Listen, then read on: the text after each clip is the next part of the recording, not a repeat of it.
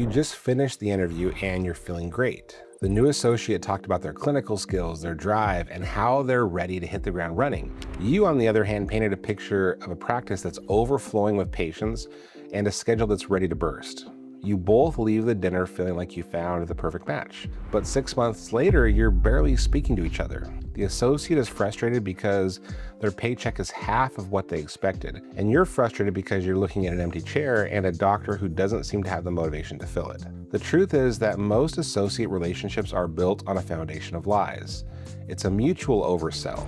The owner oversells the practice's volume to attract talent, and the doctor oversells their clinical speed and their diagnostic confidence to get the job. When the reality of the daily grind hits, that misalignment creates a massive gap. This is a failure of expectations. If you don't address this gap on day one, you aren't hiring a colleague, you're just starting a countdown to a resignation letter. Welcome back, I'm Ryan Smith, DDS. Today we're going to talk about the real reason the associate-owner relationship falls apart.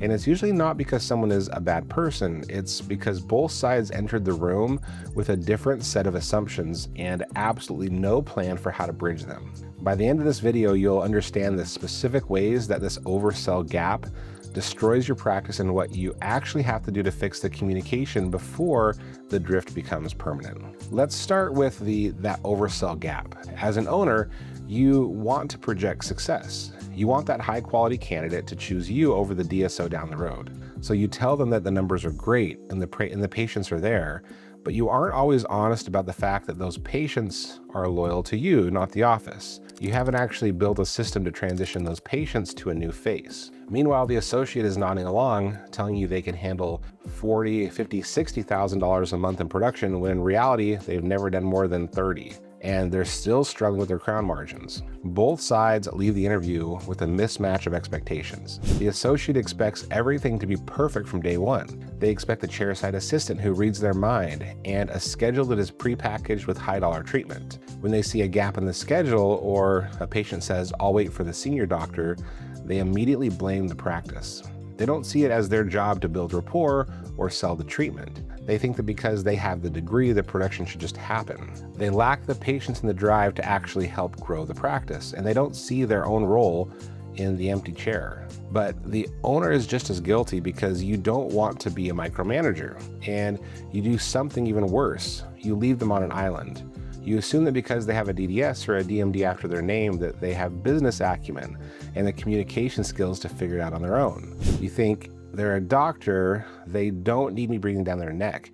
So you go into your ops and you do your own work and you stop communicating. You assume no news is good news. This is where a communication drift begins. You see a dip in their production and you start to get annoyed. You think they're being lazy. They see the same dip and they get scared. They think you're hoarding the good patients, but instead of sitting down and looking at the numbers together, you both just retreat further into your own silos. You stop talking about treatment planning. You stop doing morning huddles together. You have zero formal communication until the day they walk in and tell you they can't make their student loan payments and they found a job that pays a higher daily minimum. That financial pressure is the final straw. It's a cold reality that many associates are coming out with debt levels that require a certain level of income just to survive. If the production isn't there, it doesn't matter how much they like you, they have to eat. But here's the disconnect. The associate sees the lack of production as the practice's fault, and the owner sees it as the associate's clinical or communication failures. Neither side is willing to take ownership of the bridge. For an associate relationship to work, both sides have to be open-minded. And more importantly, they have to have patience. It takes time to build a practice within a practice. It takes time for staff to learn the new doctor's rhythm and for the patients to trust the new hands. Most associates today want it to be a gold mine on Tuesday when they started on Monday. And most owners want the associate to be a turnkey profit center that requires zero of the owner's time or energy. If you want to stop this cycle, you have to kill this mentality.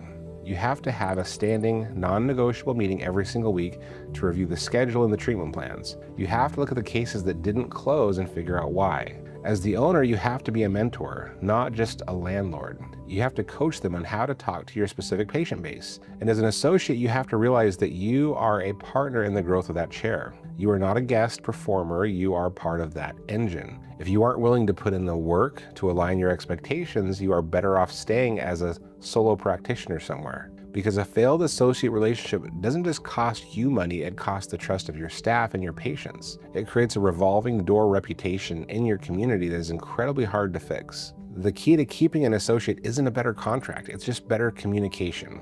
It's being honest about what the practice can actually provide and being honest about the level of support the doctor actually needs. When you stop overselling and you start collaborating, that's when the practice actually starts to grow. Now, even if you have the perfect associate, none of it matters if your overhead is so high there's no profit left for either of you. I have a video that breaks down the 3 biggest overhead killers in a multi-doctor practice and how you can fix them this month. Let's get together to work hard and make dentistry more fun, fulfilling, and rewarding, and subscribe so you don't miss the next strategy, and I'll see you soon.